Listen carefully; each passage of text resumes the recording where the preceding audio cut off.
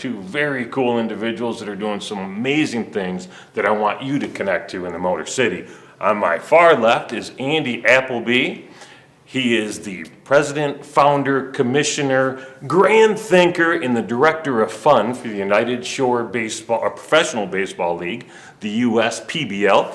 And sitting next to me is Scott MacDonald, who is the vice president of marketing and public relations. We're gonna have a great conversation, talking baseball, talking fun, and talking wonderful experiences. Welcome, fellas. Thanks for coming in. Thank you, Terry. Thanks for having us, Terry. I'm really excited. I've been to the park. I've been to Jimmy John's Field. We had an amazing time. I keep trying to get my family to come back out with me, and I'm sure we will after they see this conversation.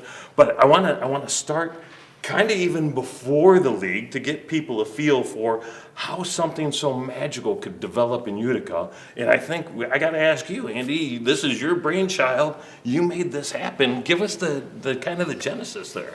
Yeah, Terry. So I grew up in New England, always wanted to be GM of the Red Sox like most kids. Came here to Michigan to work for the Pistons back in 1986, and we had some great years there, of course. And then 20 years ago, in 1998, I left the Pistons to at least try to start the next great company. And the first thing I did was buy a minor league baseball team in Fort Wayne, Indiana. We had some wonderful experiences with that, and I really fell in love with minor league baseball and thought, you know, why don't we bring it to Southeast Michigan? And so the genesis of this whole ballpark and league was the team in Fort Wayne. And it was a little bit of a 10 or 15 year overnight success, I call it. But everything has really turned out well. And for me, it was a chance to, it was kind of the culmination of the first part of my career where I had a chance to use every good idea that I'd seen or done on the marketing and design of the ballpark and the sales side. And so not only is there a lot of different innovations there that have never been done before, but just about every aspect of it is as good as I could possibly make it based on all of the experiences that I've had. I definitely want to talk about the design of the ballpark because you knocked that out of the park. Yeah. But before I get into it, Scott, tell us a little bit about what makes the experience at Jimmy John's Field so much different and so much more enjoyable than a lot of other places. Yeah, Terry, I mean, you kind of hit on it in the opening, director of fun, and it starts with the owner, Andy Appleby. When you walk through that ballpark, we treat it like your family. And everyone on our staff feels that way. We want everyone to have a good time. We're having a good time. Like, I get to work in professional baseball. I mean, I played baseball my entire life. I still play. I act like I'm a child still at 43. And I just love to get to do this every single day. And so when you're passionate about something, then that's going to kind of fall into what you do for a living and fall into every time somebody meets you, you're shaking their hand, you're saying, welcome to Jimmy John's Field. Hope you have a great time. If there's anything I can do, please let me know. And our entire staff does that. Even our seasonal staff, we employ about 500 in the summer, right? And so we have this opportunity for everyone in Macomb County and Oakland County to come work at the ballpark. And we spend 2 days talking about the experience and how important it is for us to really kind of no napkin on the ground, as Andy mentions all the time. And it starts with Andy and Dana Schmidt, our COO, and all of us. If you're not willing to do that, then why would you expect others to do it, right? And so, I mean, I tell you, working the social media and all the years that I've done this, I've never seen so many testimonials that come in. I just had the greatest time at the ballpark, and it doesn't even matter, like, you know, what's going on. And so it's really incredible to see this and get to live it every day, and my family part of it. You know, Andy's really big on that family environment, and my kids are growing up in Jimmy John's Field, and they love all the teams. And you know, it's kind of funny because my daughter is like beavers, unicorns. My son's diamond hoppers, beavers, and you know, my 1-year-old's woolly mammoths. You know, it's just very cool. And I think when people see us having fun, they have fun. Yeah, I probably, Dana and Scott and I, we work, you know, pretty much every second of every game, all 75 games, and it's that's not simple, but it's, I love it. I just, shoot me if I ever complain about doing that. Doesn't feel like work, right? It doesn't. And even in the 75th game, I will admit that you take a deep breath after 75 games in the summer. But a week later, I kind of miss it, and I like the human interaction of it. I really feel like it's important that we build this one family at a time. So I try to, hug every man, woman, and child that comes through the gates when they come in, and then upon their exit, I say goodbye and thank everyone for coming. And I think that's number one, that's very important. But two, I think the fans appreciate that I'm out there and that I really care. But also, for me, it's been a great opportunity to really help to positively influence the game experience and the customer service side. Scott touched on it a little bit, but we want to be the cleanest ballpark in America. No napkin on the ground for more than 5 seconds. We want to be the safest ballpark in America. We want it to be a real safe zone for kids. Plus, in 225 games, we've yet to have a serious foul ball injury, mostly because of the design of the ballpark, as you were alluding to a minute ago, Terry, is so great that we've netted the whole facility in a very thoughtful way. And then we've literally tripled the level of service. So Scott mentioned 500 game day associates. That's unheard of for a ballpark our size. But we really wanted to have customer service be a hallmark for us. And by virtue of us being there and picking up the napkins all game long and seeing everyone and being there to help with any challenges that might occur, we're able to, create an environment that is, I think, second to none, even in sports. I think you've done an amazing job. What really struck me when you talk about family friendly is the pricing. You've actually made it affordable for a family to come in, enjoy a game, have a hot dog, drink a beer or two. Yeah. Is it? I don't know if the pricing's changed in the 3 years that I've been there, but where is it? we that was another aspect of it. Starting with parking. Obviously that's a big differentiator, especially when you go to sporting or music events here in Metro Detroit. Mm-hmm. I just felt like it was important to do free parking. I sort of. Maybe someday I'll change that stance, but I really like the fact that people can come. It's free parking, and they can come through the gates. And, Scott mentioned a little while back about the testimonials. I mean, we literally don't get hundreds. We literally get thousands of testimonials. And I think, what does it even take to get a testimonial in today's day and age? And I think people feel like they get 4 or 5 times the value that they pay. And in an era of $4 coffees, when do we ever feel that way? Right. Well, and I think a beer was $5 compared to like $11. Well, you can buy a beer for $3. $3 beer. $3 right. beer you can get at our ballpark, which, again, as it compares to others, that's quite a bit less. But we can still make money on that too. Again. Ours is one of those experiences that we want to just continually over-deliver. And you think about families coming in, and I see this every night. I believe we're so good for society as well, because these families come, they didn't have to pay to park, they could sit on the lawn for as little as $6 a piece, and literally get a multi-million-dollar game presentation because of the wonderful partnerships we have. We have the best of everything. We've got a world-class, every bit major league game experience, and they did it for $24, and they're walking out of that park, and they're so happy.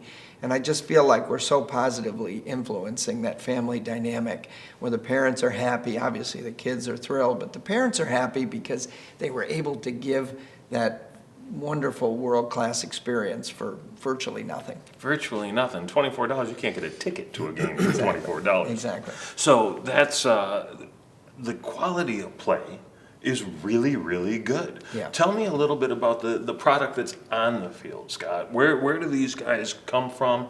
And I've heard some stories about how they actually live in the community. I'd like to touch on that a little bit. That's kind of cool. So help us out there. Yeah, Terry. So, we have players from all over the country. And it's an opportunity that they, they wouldn't have if it wasn't for the league that was created. And we've had 26 players sign with Major League Baseball organizations. And every time you talk to these young men who signed, the one thing they say is, I just want to thank the USPBL because I was done playing baseball if I didn't have this opportunity.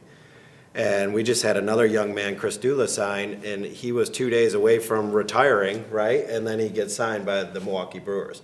So it's a great opportunity. The talent is there. It's young men who, just need to develop maybe one more skill set to just get to that next level. And we have a great staff. Justin Orndorff, our director of baseball operations, does a great job, and our coaching staff does a great job, and it's about development. In a lot of leagues, and Andy will tell you, he owned the Tin Caps, it's about the players and kind of selling tickets that way, whereas in our league, it's about the development of the players. And we give these young men a month and a half. It doesn't matter if they don't even have a hit. We're still developing them. Then once we get into the season, you'll start to see some roster turnover and things like that. But not a lot of professional, actually, I think the USPBL is the only one who lets players develop the way we do. And that's what really separates us from other professional organizations, is we really do care about them, we develop them, and we give them that opportunity that they would never have. I mean, it's like a dream. I wish I was still, 20 years old and had the opportunity that these young men get. Yeah, that was always our philosophy, that leagues like ours across America, Terry, wouldn't spend $10 on player development. But we spend literally $1 million on our player side. And our whole model is to make every kid better, which is why we have so much great instruction and world-class throwing program, hitting, fielding, base running, you name it. And again, it's all about trying to make that player better. And with the help of Justin Orndorff, virtually all our pitchers, for instance, are at their all-time high in velocity right now. And we've hardly had a sore arm over that 3-year period. So that's fantastic instruction. And what I mean by that is making kids better is that, kids that come to our league, they may be on the fringes of being a prospect, but if they were to somehow gain 3, 4, 5, 6 miles an hour on their fastball, suddenly they become an entirely different prospect. And because the kids, though not necessarily spring chickens at 22 years old in baseball, they're still young enough that if we can materially change their performance, that they become good prospects, and now these teams are willing to go with them and see what they can do. And I think if we can just continue to, place, 5 to 15 players a year with major league organizations, I really think it's a matter of time before we have that first pitcher or hitter to throw that first pitch or hit that, have that first at bat. What a great experience that'll be for you. Will there be a sense of pride? There has to be, right? Well, for sure. And, the other thing is Scott mentioned it, just giving these players an opportunity. And we all of us, have seen or talked to people that said, wow, if I would have just had that opportunity. And now that you see what's happened in this league, it's true. You never know if people had gotten that opportunity, even if Scott had gotten that opportunity 20-some years ago. Exactly. And another cool thing is the host family program that we have, where we have so many great people that volunteer their homes and welcome these young men in and make them feel like they're part of their family. And I mean, to the point where at the end of the season, these young kids and boys and girls are like so sad that their players like going back home and leaving, It's just really cool. The community has really bought into what we're doing and just welcome these young men in. And we have great young men. I mean, we really do. Like they're there to get better at baseball. and live out their dream. And they certainly understand how important it is to say hello to every fan that comes in. Yeah, I think they do that naturally, Terry, but we do have a code of conduct for the players. Each of our players is required to do 20 hours of community service. And so the beautiful thing is that they're really focused for this this 4-month period. That is fantastic. Is there, the host family program, is there openings for that? Are you Yeah, looking so for folks? Sandy runs the host family program for us. So if people want to reach out to info@uspbl.com, we'll get the email and we'll get it in front of Sandy. And yeah, I mean, we're always looking for more families. I believe we jumped up to about 40 homes last year. We were at 20 the year before. So obviously we have 80 players.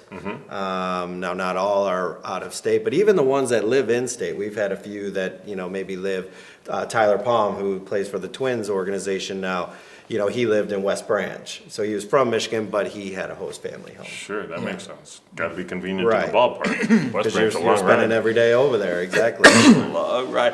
Well, I want to talk about the season in a minute, but when we were talking about just the experience in the ballpark design in general, one of the most memorable things for me was I was about as far away from you, Andy, as I was to the pitcher in the bullpen, watching them throw the ball, hearing the ball whiz by, and being able to hear that pop in the catcher's mitt. Well, you hear today, Terry, that, kids say, oh, baseball is boring or whatever, but what you find is that no one thinks baseball is boring at our ballpark because you don't just hear the crack of the bat, you darn near hear the whirl of the pitch. Yeah, it's no bad seat. There's almost 3,500 seats there? Yeah, actually, there's only about 2,000 in the grandstand area. Okay. And then when you add the suites and everything, a sellout for us is closer to 3,000.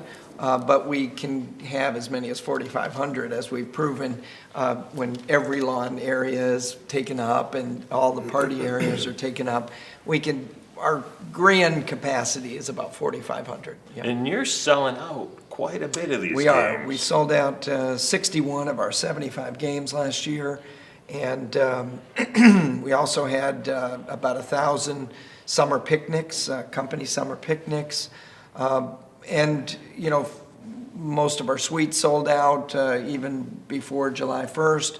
Our diamond tables that are more of our premium tables on the field and in the concourse are sold out. So, we're doing really, really well. But, like everything, it's a lot of work and, we continually have to add value to those partner programs. We do so much. And even though we're primarily a 4-month, season where we're, kind of balls to the wall in that 4-month period, we've really made it more of a 365-day partner program. So we do a lot of other things, even in the off-season, to get the partners together, to network. So we'll do a brew fest, we'll do a beautiful holiday party at our home, my home personally. We'll do a March Madness event coming up, and then we'll do a Meet the Teams event during the season. So all of which just to add more and more value to the equation for them. And so it's been great, but again, something that you kind of have to nurture every single day. So do we know what the teams look like? It's the middle of January. Do we know what the 2019 rosters look like, or when does that happen? The coaches are working on that now. Okay. So right now they're kind of looking at players. A lot of guys will go play in a winter league or in Puerto Rico, and so our coaches, kind of like a college coach, will go out and recruiting, and then we'll have kind of a tryout in April. And actually this year we're doing a little earlier than we've done before, where we invite anyone who wants to try to become a professional baseball player out to Jimmy John's Field and see what you got. Get your spikes ready. Get them people. ready. Let's Get go. them ready. Nice. Yeah, so I mean, we truly, open it up. We really do. And no one can say, hey, the USPBL said I couldn't try to play professional baseball. Yeah, I would That's caution amazing. anyone that, I think we've had 6 or 7 guys throw 100 miles an hour. So, we do have a lot of friends of mine that, maybe think their kids can play. And And I always encourage them. I'm like, well, go for it. I mean, I don't have anything to do with, fortunately, who makes the team and who doesn't, because they all look good to me. But yeah, no, if you've got it, go for it. And I think you actually have found someone that locally that maybe just fell through the cracks, and they matured a little bit more physically in the last couple of years. Sometimes we have late bloomers. I mean, Dennis Rodman, I think back to him at the Pistons, I think he grew 7 inches in his sophomore year of college, or something like that. So he suddenly became a potential great basketball player. I think in baseball it's the same thing. You get late bloomers that maybe for whatever reason didn't necessarily perform so great, but now are a lot more stronger and more mature physically, mentally. So. Yeah, I mean, that's kind of one of the benefits with me playing in these 18 and up leagues, where I see these college kids, and anytime I see anyone I think that's worthy, I let Justin know, and Justin's the professional, not me, as far as evaluating talent. But we do have a player perspective form on our website at USPBL.com, where guys can, if they think they're worthy, they can fill it out, and we'll get in touch with them, and they'll send us videos, we'll evaluate it. And I mean, it really is, like Andy mentioned, like what a dream it would have been for me, in my 20s when I finished playing in college, and maybe could have had an opportunity. I had an offer for Chillicothe when I was that age that I just didn't want to go there, and went to grad school at Oakland University. But man, if Jimmy John's Field was there, I would have done that in a second. The other thing is, Terry, I'm sure you were going to ask this question, but one of the things I love about this project is that it's one of those rare occasions where you can do well and do good at the same time. So it's even hard for me to believe, but we had over 1,000 charitable endeavors leverage the ballpark to raise money last year. Wow. Which I love, because there's a perception that we're just as good as any other major league facility out there in terms of a suite or whatever might be raffled at an auction. It's wonderful that, yes, we've got this magical, beautiful ballpark, but it's also a place to do good things. We mentioned earlier, before we were on the air, that we had a reading program, and we have over 50,000 kids in the reading program, and hopefully on our way to 100,000 kids, where kids have to read so many books, and they can get a ticket to our game and get to parade around the ballpark pregame and get introduced to the crowd, etc. And that, and we've had the 500 game day associates. That's amazing to give back to the community with all those jobs. And we've got teachers and high school kids and college kids, and they love their jobs as well, because the other part of it is that we all get to work in the toy department. Mm-hmm. Even those guys, all those people do. And we're also in the happy business. I mean, we don't. We do a lot of sort of quote unquote Disney training with our staff, but they're generally happy people anyway, and it's pretty hard not to get up for one of our games when you see all these kids coming, and they're just so happy to be there, and it's a very euphoric setup, and that's one of the reasons that we have such great partners, because they love to be in front of all these great young families, and I think when we are, as humans are happy, we're more acutely aware of our surroundings, and that's the reason that sports sponsorship works so well. That's the reason on a grander scale, a Budweiser, for instance, sponsors everything, because they love the fact that you can have 4,000 people in our case, or 60,000 people in the case of the Lions, in terms of all having a smile on their face. I mean, there's just very few places on earth that you can find that.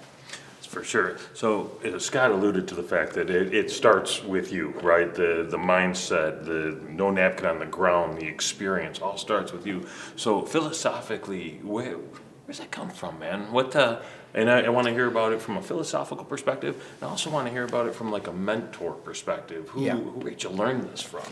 Well, I had a lot to do with it was Tom Wilson. Okay. So I was very fortunate to come to the Pistons in September of 1986.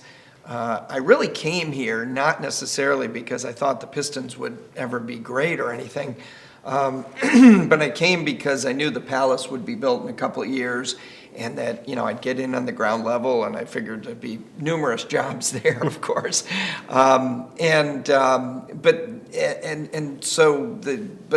but we went on to, of course, win championships, and the Palace was Arena of the Year pretty much every year I was there. Pine Knob was Amphitheater of the Year pretty much every year I was there. So for me, it gave me a chance to almost get sort of that figurative PhD in sports marketing and sports management.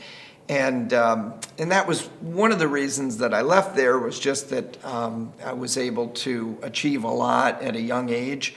And, someone like Tom Wilson, who was really my mentor in a lot of ways, I knew that he would be there for a long period of time. And I felt like, here was an opportunity to be an entrepreneur. And, very few times do you have that kind of knowledge and acumen. And the one thing that I love about this is that, because I'm the owner, it's a very unique set of circumstances. I'm the owner of all of this, but yet I have all of this acumen and sort of sophistication, if so to speak, from a major league perspective. And so there are very few minor league teams in the world that would have someone like myself, or maybe be able to afford someone like myself to run their facility or to do even a sales presentation. Lovely. And the cool thing too, Terry, is, because Andy and we run the league, we're always looking for that next thing to make the experience that much better. And one of the things that people are saying about baseball is it just takes too long. I know I get it from my family all the time. And so we looked at it and we said, hey, let's look at maybe a time limit so people know when they come to the ballpark in 3 hours, they're going to be able to go home. And all of our games pretty much finish 9 innings. Players hustle on and off the field. And people know it's a 3-hour commitment, not a 4-hour, not a 5-hour commitment. And, our players have done a great job, our coaches and our staff, really embracing that. And I mean, that's just one example of how we're constantly looking at our product and how to make it better. And having a single ownership like we do, Terry, Scott can come up with an idea at 2 o'clock, and at 5 o'clock we can implement it. We don't need to go to 32 different team owners to get any changes. I mean, really, we can, on the fly, on the spot, we can change it if it makes sense. And I think that's been another key to our success, frankly. I love that. So I just asked you philosophically and mentorship. What have you learned from this gentleman in the past year or so? So much. I mean, he's just how he goes about running a business, and he owns several companies under General Sports. The way he deals with people. I'm a relationship person. Andy's a relationship person. The first time I met Andy, I walked away. I called Neil Rule, who introduced us, and I said, my God, it'd be great to work for Andy Appleby. We're the same person, And somebody who's kind of grown up in the college industry, I'm really getting a taste of what it is to be a professional employee and learn from Andy what it's like to run a company and to have so many people under him that he cares about. I mean, he really cares about all of us. It's not, hey, get your job done. It's like, hey, how's your wife and kids? He's always asking me about my wife, and he knows that, with his wife, Chris, who's a big part of what we do too. If they're not behind what we're doing, we can't do it. And so Andy opens up his home and invites all these partners in, which is incredible. And my wife's there with me, and she's off talking to partners while I'm talking to partners. And, she really understands what we're trying to do. And so like just watching Andy every day interact with companies and partners and how passionate he is about making sure that they get more than what they're paying for. And that is so unusual. You know, a lot of times in the business world, it's about making a buck. And sure, that's part of it. But he really does care about each and every partnership that we have, and it's my job to make sure that they get more than what they pay for too. When it's social, if they have a big event coming up, you know, I'll make sure that I touch on it on our social media networks and things like that. So just watching him kind of do that every day, and he really does sit back and understands that he has a great staff and lets us do our thing. And Dana Schmidt, our COO, does a great job. She kind of runs the day-to-day operations, and she's been with Andy a long time and has a great pulse of what Andy wants. And we take it personally. When we don't meet certain goals, how do we fix it and make those goals? And that comes from him caring about us. You know, we're a family at the United Shore Professional Baseball League. We have a great job. It's not even a job. I get to play every day, and my wife jokes with me, I'm at home raising the kids, and you're having fun all day long. And I'm like, well, I am. You know, and that's really what I've learned from Andy, because if you care about your staff and you love what you do, then they're going to feel the same way about you. There's a grace, humility, and a genuineness that radiates from him. And I mean that in all sincerity. When we were in the green room before, I just like, wow, this is a really interesting fellow. So not sure where all that comes from, but kudos to you. It's felt and ripples through the experience there. And it really, I mean that sincerely. It's really cool. So that all said, and all this mushiness, what's next, right? So you have a league. You started with 3 teams. There's 4 teams now. Where you go from here? Yeah, I'd like it to be a little more of a conventional league at some point here, Terry.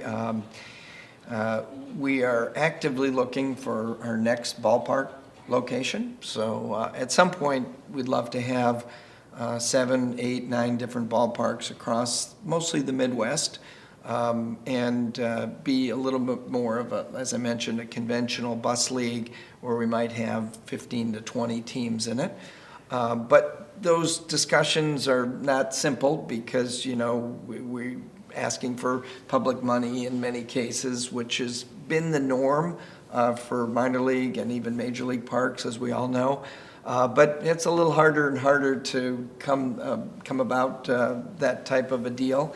So we're becoming as creative as we can, but we're speaking to no less than 25 different communities. It'll happen here in the not too distant future where we'll have an agreement and we'll be able to put that shovel in the ground. One nice thing for us is that, you know, now that we've built one, we know how to do it, and we can build it even quicker this time because I love our template of our ballpark. It's just such a wonderful design in every way, shape, or form. Really boutique quality, but yet, you know, not a lot of wasted space, and as efficient as we possibly can be. So I think that hopefully within the next 3 to 6 months we'll have an announcement. I would tell you if there was something imminent. It's not imminent, but there's 3 or 4 leading contenders for the second ballpark, and they are moving the ball a little bit every day. Okay. And from earlier conversation, the goal was to start with a second one somewhere in the Metro Detroit area, well, preferably? not necessarily. It could be Ann Arbor or Okay. outstate, but you know, somewhere probably at least within a drive for myself. Okay.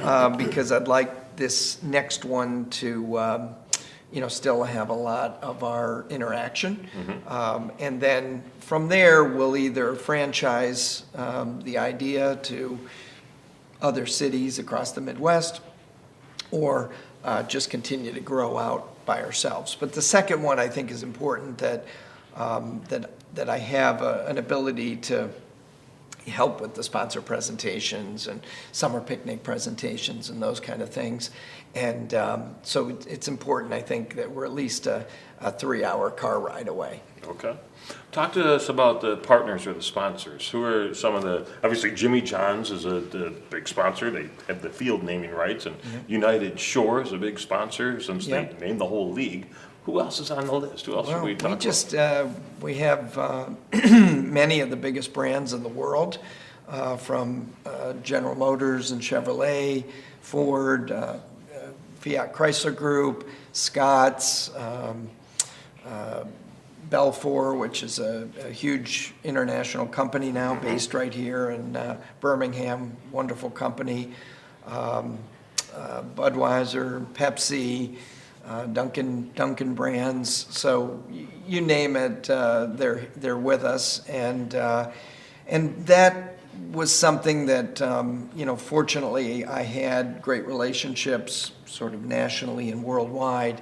And so when I talked to them about this, even though it was sort of a dream and a hole in the ground for a ballpark at the time, they knew that from their experiences with me over the last 30 years that it was going to be one, first class, that everything I said would happen times 2 or 3, which fortunately it has.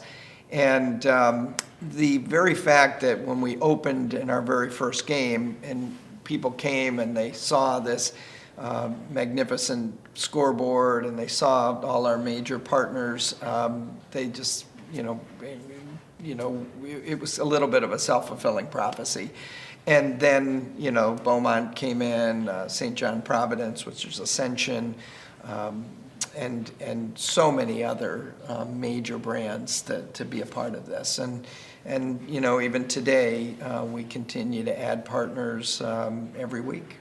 Did anybody look at you and say, baseball in Utica? Are you crazy? Well, that was the least of it. I mean, I think that to pull something like this off, it really did take every ounce of acumen that I've earned and by hard knocks have achieved over the last 32 years. But the ace in the hole that I had was the experience we had in Fort Wayne, where I just knew that affordable, fun, family, close to home entertainment where the baseball is so good. People are always shocked with the level of baseball. But I knew that, what sometimes separates a major leaguer from a minor league is, 1 hit and 30 at-bats, or 2 miles an hour, or the same pitcher, but in the same velocity, just, someone that's able to locate the ball better. So, I knew that people would come, and it's not like any of us can hit these pitchers, that are throwing 100 miles an hour. And maybe with the exception of Scott. I can't hit 100 miles an hour. Like? Yeah, with the exception of Scott, maybe. But most of us, are impressed when guys hit hard foul balls. So that was an X factor that I knew. So when I heard people say, "Oh, baseball, this, that," I'm like, no. You don't understand. When you come, you'll see that. We can turn the double plays, and the reality is, and Scott may disagree with me, but most of the free world would never know the difference of our best 5 players and the 5 worst players of the San Francisco Giants or whoever. Yeah, because if you change uniforms, because again, it's so minute. I, for one, couldn't tell. Again, maybe someone like Scott could tell, but very few of us in the free world could tell. And so it's a great level of entertainment.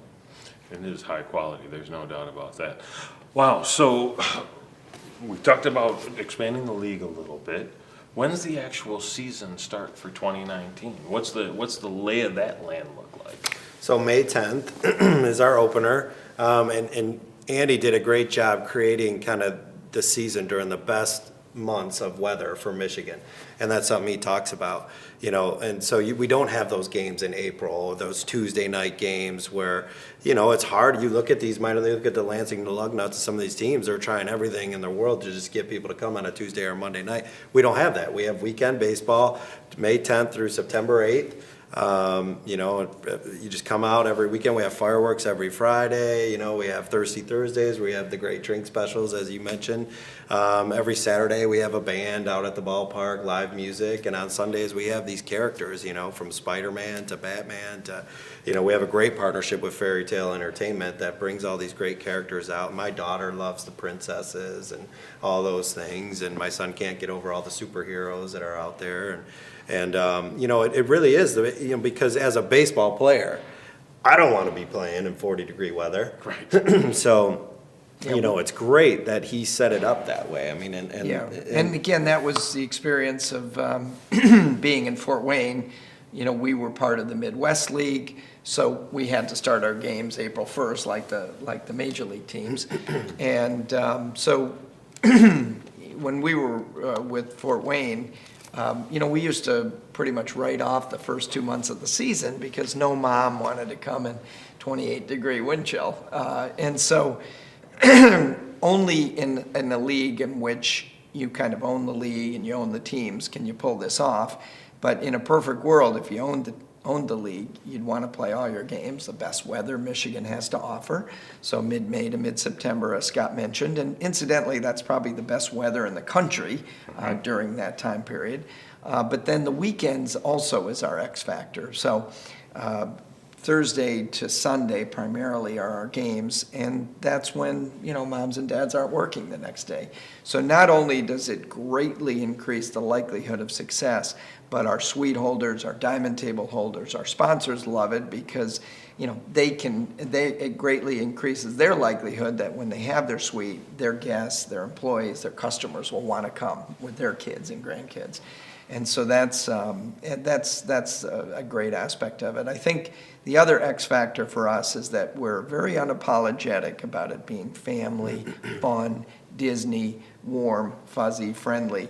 But yet we're also brilliantly disguised as a great place to do business because you have a greater likelihood in this day and age of getting a good customer or a good employee to come to things if they can bring their kids or their grandkids or their nieces or nephews or girlfriends or boyfriends' kids.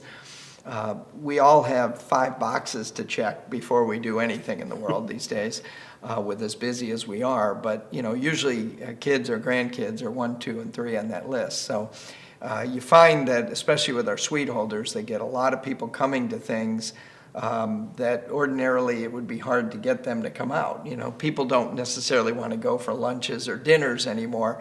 But hey, if I could bring my grandkids out to have a fun time at the game, again, there's that more likely that they'd come to it. And then the byproduct of that, of course, is that our customers feel like their level of engagement is so much stronger now with their customers and their employees because now they know their kids too.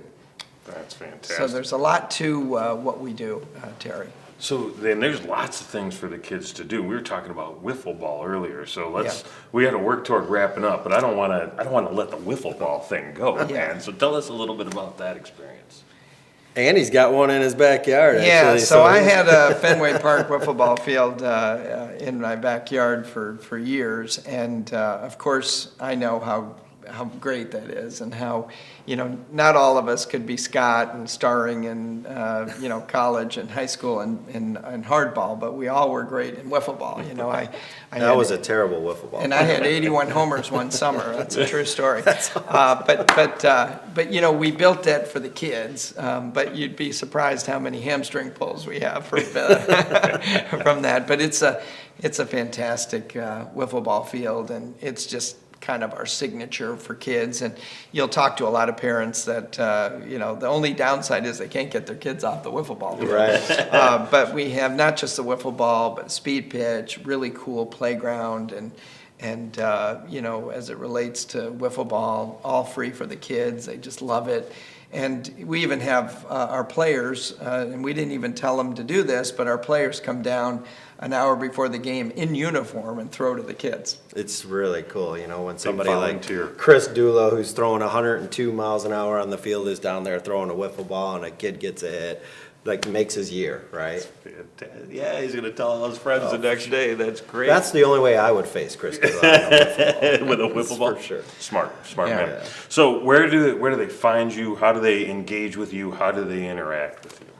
Well, yeah, so USPBL.com is our website, you know, and on social media, they'll find us on Facebook at USPBL and Twitter and Instagram as well, and Jimmy Johns Field on Snapchat. So, you know, we pretty much have everything on our website where people will be able to find us. And you know, Jimmy Johns Field in downtown Utica, you can't miss it when you drive by, and it really is a blast.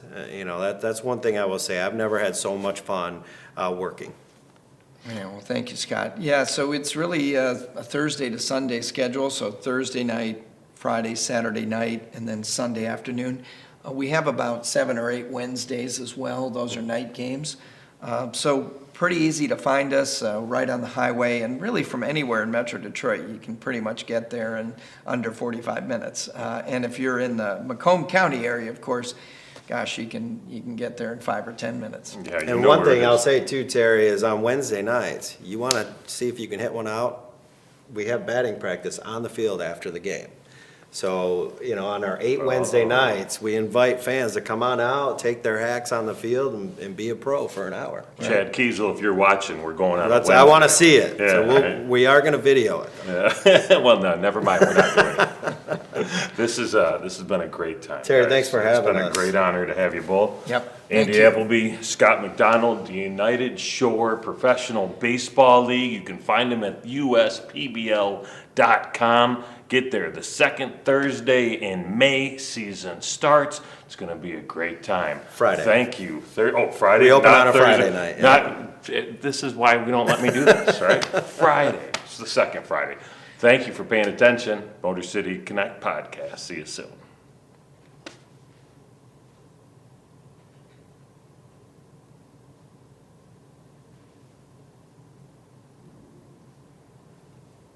Oh, we're fake talking or real talking? Fake talking. I don't even know what that looks like.